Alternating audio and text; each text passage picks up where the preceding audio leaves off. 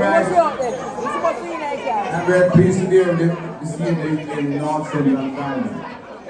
It's a constituency that have a distinguished history with the Labour Party. We have a name like Sir Donald Sandstone, former Prime Minister, Percy Bradley, Brendan Charles, and today we have young Robert Morgan leading a constituency that has been part of the foundation of the Labour Party. So I assume that the second term for Robert is in the making. In fact, the history of this constituency is that I think if I say the PNP, the other side buried one time, it was always a Labour Party bastion, and we expect to see it continuing in the column. I'm here with you this evening as the General Secretary and as the Minister of National Security. First, I want to assure the Rock River team that I expect North Central will be in the winning column. Part of my job is to ensure over the next few months that the party is ready when the party leader ring bell and call school and we're going to government for the third term. You have to organize yourself, prepare, have the good meetings, have the vibes and everything, but organize to deliver the votes on election day. And we're going to do that. I've been going across the country and I can get the sense of commitment and the vibe within the Labour Party. As I've got to the constituency, everybody said, boy, my time now to get organized and prepare and tell them other side, keep themselves quiet and go back to where they were in opposition. So I want to make a few comments. First on the politics. There have been polls going around the place and talking about it. There's a very interesting one on Saturday. I'm talking about. I find it very strange. I said, they are fallen significantly, and I'm not going to that. All opposed to we are head comfortable. But the little one in the newspaper that said that the people of Jamaica say the right party to run the government for the next 5 years is the Labour Party. And they notice that.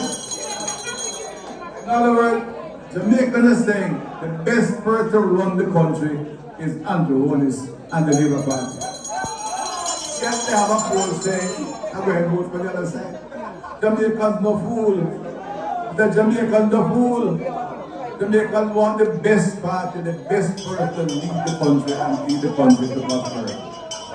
So we have the best leader, you have the best party, you have the best policies, you have the best program, you have the best everything. Who you expect to get government? Something wrong with them numbers here. But I won't go into that. What's gone something wrong?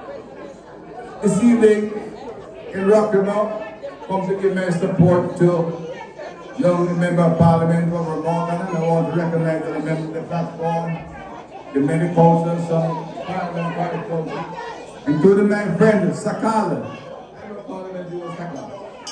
The big man, the Don for Rockrimmon. Sakala. And councillors from North Central, former G2K president, who are new in this country into a new phase of transformation for prosperity for Jamaicans. But the question I want to make, and my single point to see with them, two things. One, you have the most caring leader of a country and the world. I talk about crime, but I want to point out one simple thing. You have been going around the country in the last few months handing out hope houses. Some people don't like to talk about them enough because it's one whole house for a poor family. Nobody like to hear about spread the zinc sheet to protect you from rain and plywood, build up a little thing. That is part of it. You have to repair the poor people houses, give them zinc sheet.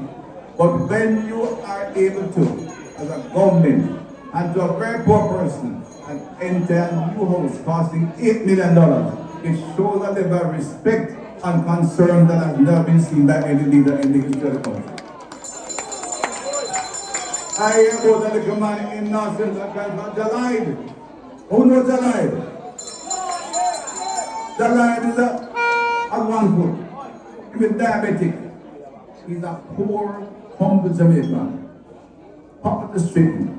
But Andrew Horace is willing and able to reach out, build them a house costing over $8 million, putting him inside there that he can sleep in comfort. Wherever that happens anytime they share the country.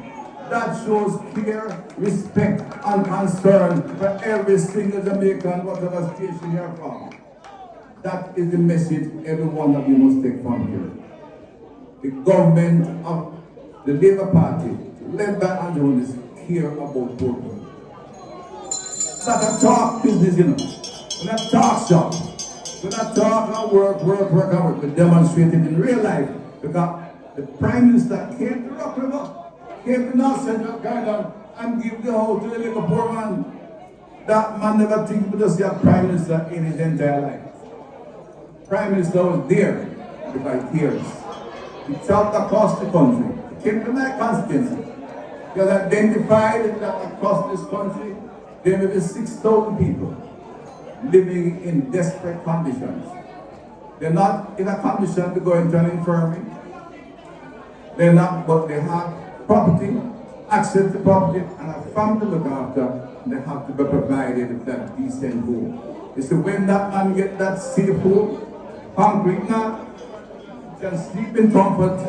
The rest of his family are struggling, and that's one struggle, and they can focus on improving their lives.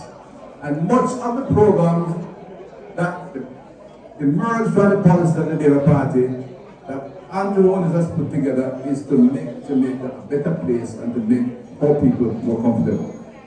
The parks, whether it's in park in Portmore, big small parks, Harbour the Beach in Montego Bay, where everybody can go relax, enjoy as a family an evening of walk and recreation. So, message number one, there has never been a Prime Minister, a party leader that has shown so much genuine concern for the quality of life of poor Jamaicans since before Andrew Michael Williams. Let me talk about my own subject. The goal of this year to run the economy right. That's why he's the better government, the better person for the government. Not going to build house for poor people, build more highways, build more roads, building hospitals, building schools across the island.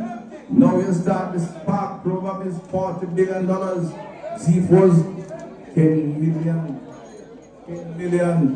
The Jeep tire puncture to go on the road. Spark is crackling along, and we'll get more spark as we fix roads across the country.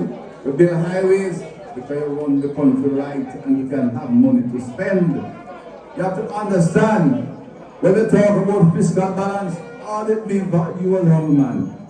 If you're working and take away money, even a small money, you learn to spend what you earn. That's what fiscal balance means. You don't spend money and waste it, because if you spend more money than you earn, you're going to go bankrupt.